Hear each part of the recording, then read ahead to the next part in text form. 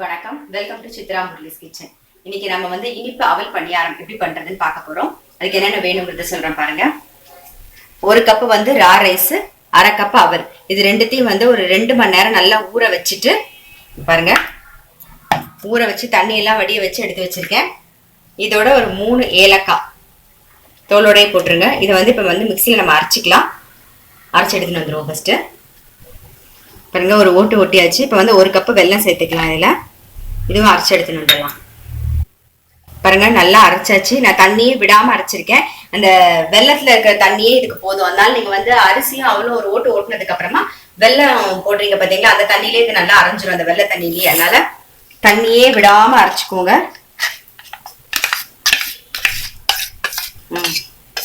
பாருங்க, நல்லா நைஸா அரைஞ்சிருக்கு. அந்த வெல்லம் போடுறீங்க இல்லையா, அதை அரையும் போதே வந்து தண்ணி விட்டுக்கும். அதனால அந்த அதுவே போதும் அரைக்கிறதுக்கு. உங்களுக்கு தண்ணியே மேல தேவைப்படாது. இப்போ இதெல்லாம் எடுத்து கரெக்டா டிரான்ஸ்ஃபர் பண்ணிடுவோம். நம்ம தேங்காய் வந்து ஒரு கப் சேர்த்துக்கலாம். இதுல நீங்க வந்து முந்திரி பருப்பு, பாதாம் பருப்பு எது வேணாலும் நீங்க சேர்த்துக்கலாம். இதோட இந்த மாவோட ஆப்ப சோடா வந்து ஒரு 1/4 டீஸ்பூன்.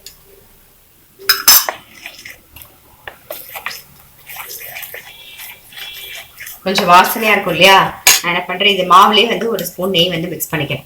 பாருங்க, மாவுலேயே ஒரு ஸ்பூன் நெய் மிக்ஸ் பண்ணிட்டேன்.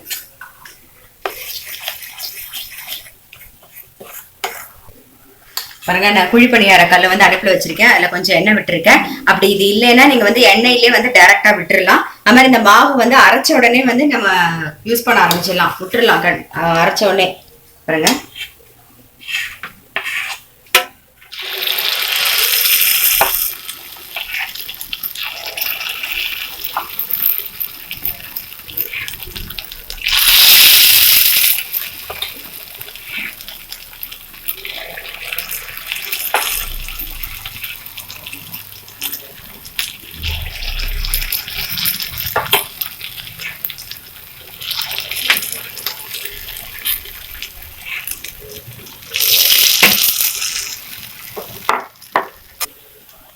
இந்த மாதிரி திருப்பி போட்டுலாம். இந்த பக்கம்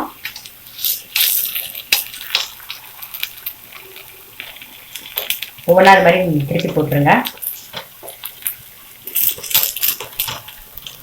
பாருங்க, இந்த மாதிரி எல்லாம் திருப்பி போட்டுட்டோம். இது கொஞ்ச நேரம் வேகட்டும். ஸோ வெந்திருக்கும், நம்ம எடுத்துடலாம். நல்லா வெந்திருக்கு.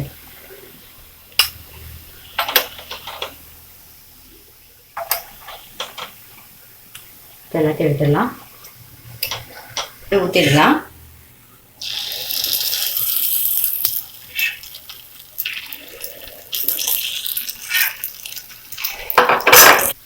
பாருங்க, வேகட்டும். இப்போ நம்மளோட அவல் பணியாரம் வந்து ரெடி ஆயிடுது.